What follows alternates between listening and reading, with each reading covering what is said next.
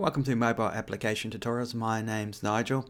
This is a new Flutter tutorial series where we'll be showing you on how you can replace widgets and the various methods of replacing widgets, such as using a pop-up menu, a drawer, the bottom navigation bar, and the tab bar.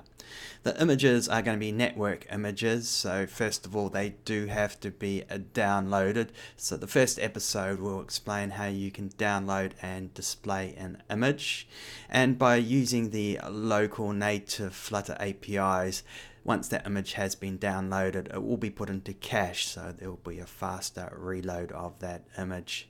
In the next episode, we'll be setting up a pop-up menu, and this pop-up menu is just going to be switching between the different network images.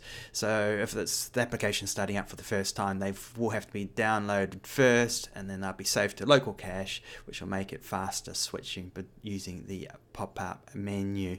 One point to note here is because we're using a pop-up menu, we're going to need to use a stateful widget just to make the application interactive. Then we move across to implementing a drawer just to replace the widgets, to replace the image widgets. The drawer will be a swipeable, so you can swipe out the drawer or press the hamburger icon in the top left hand side of your application. And when you're finished selecting an item, the code will be shown how to close the drawer itself. The next episode describes how to set up a bottom navigation bar. So this will be a bar at the bottom of your app, and it will also highlight which tab is selected on that bottom bar. And we also show you at the end how you can synchronize and update that bar from the pop-up menu and the drawer. In the final episode, we describe how to implement a tab bar, which is going to be positioned directly underneath the app bar.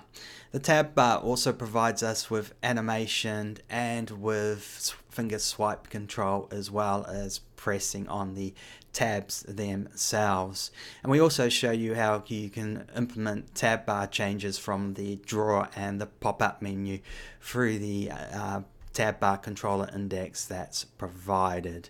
And that completes this series. It's just a good introduction on how you can replace widgets and the various mechanisms provided to Flutter for replacing those widgets.